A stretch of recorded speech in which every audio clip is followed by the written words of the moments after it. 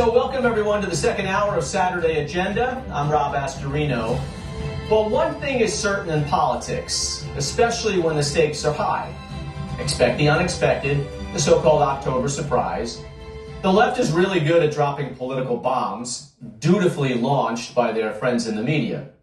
So CNN ran with a story that North Carolina's Lieutenant Governor Mark Robinson called himself a black Nazi, among other things, on a porn site message board 14 years ago using a fictitious name. The CNN story changed the governor's race from within reach against Josh Stein to a lot tougher. But wasn't that the point? No matter what you think, Lieutenant Governor Robinson should not be silenced. He deserves to tell his side of the story, and he joins me now. So, Lieutenant Governor, thank you for being with me. I appreciate it. First of all, let me start off with the obvious. Did you post those comments? Absolutely not. We did not. And thank you for having me here. Well, I'm glad. No, you deserve the right, although a lot of others have run from you and shut you down, you deserve the right to explain or to talk about this and defend yourself. Absolutely. And we said from the very beginning that we didn't say these things or craft these things or write these things. We've never been on this site. Don't even know what it is when it was brought to my attention. We said that from the very beginning. We addressed CNN. We went on the station the very day before the story broke and made that plain. And we've taken a huge step. We've actually hired an attorney, and that attorney has now filed a lawsuit. And we intend to completely take CNN to task for this irresponsible reporting on things that are not true. And so we're not backing down one bit, and we have not stopped campaigning either. Yeah, so tell me about this lawsuit against CNN. It's accusing network of deliberately running a hit piece to derail your campaign and damage your personal reputation, right? Absolutely, that's exactly what it is. The timing of this thing was extremely suspicious. Everybody that I talked to, they all say the same thing. If these things had been out there, they would have been revealed long ago. Someone would have found them long ago, but they didn't. This was a timed attack aimed directly at not only destroying me personally, but destroying our campaign. But let me be clear on that. It's done anything but that. Our campaign is more energized than ever. Folks see the left-wing media for exactly what it is. It's an arm of the Democratic Party meant to try to destroy political candidates. CNN has a long history of not reporting the truth. Think Russia, Russia, Russia. Think about the fact that news agency and others hid Hunter Biden's laptop until after the election. And so I've had nothing but the entire time I've been in politics, in the public eye, even before I was in politics, I have no problem telling people about who I am, the mistakes I've made, the things that I've said, and I don't back down from those things. But I certainly will not have words crafted and then attributed to me that I did not say. And that's the reason why we've taken this step with CNN. I guess, they tried to get me on the things that I've said, and they couldn't get me on what I actually did say. So I guess now it's time to just make things up. And so we're fighting back fully against CNN. And again, still campaigning and still doing very well. So there was enormous pressure on you to withdraw from the race right before the deadline about a month ago when all this exploded. Obviously, something like that is tough. Did you consider it, or just say, the hell with them all?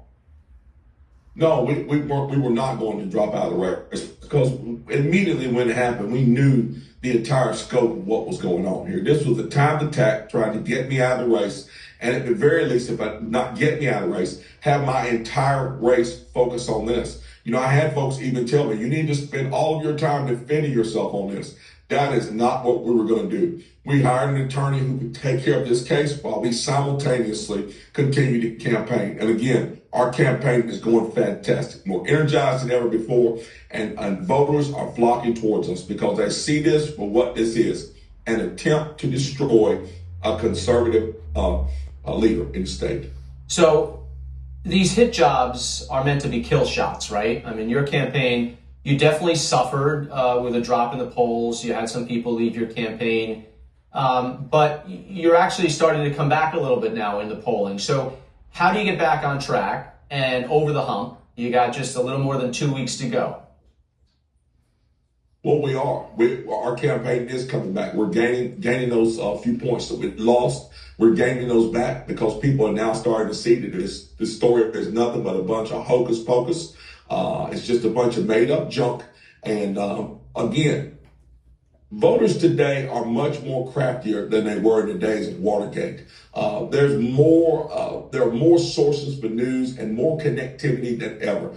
Folks can get their news at an instant through social media. They can share things. They can share facts that the left-wing media is not willing to share. And we have been traveling the state extensively, doing 5 to 9 events every day. And every single solitary one of those events are packed with folks, 200-300 at a time.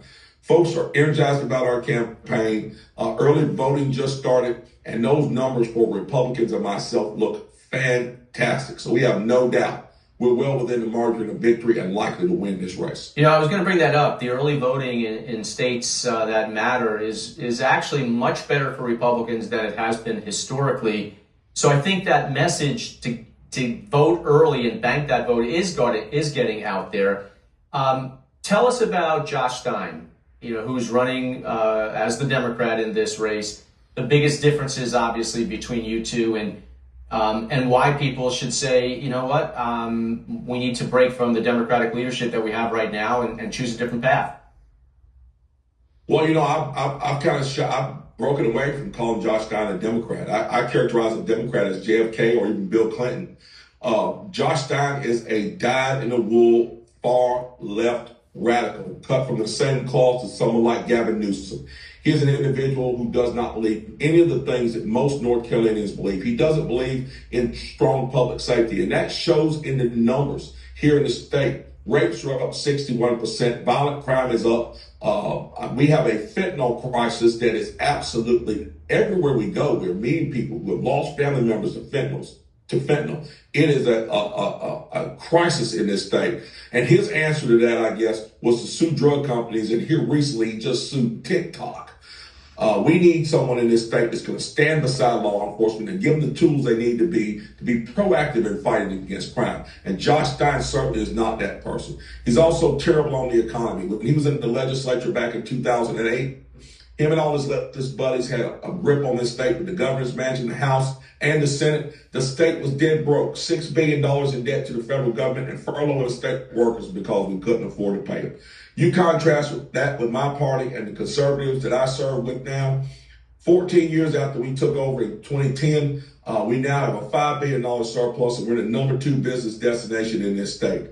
You could say the proof is in the pudding, but the proof is actually in the policies. The policies that I champion work. The policies that he passed when he was in the legislature and is passing now as Attorney General failed the people miserably. He's a horrible Attorney General. He was a horrible legislator, and he would be a horrible governor.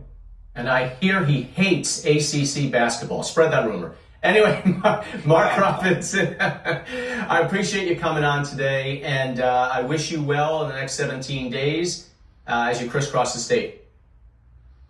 You got it. Thank you so much for having me. It's been a pleasure. Thank you. All right, Mother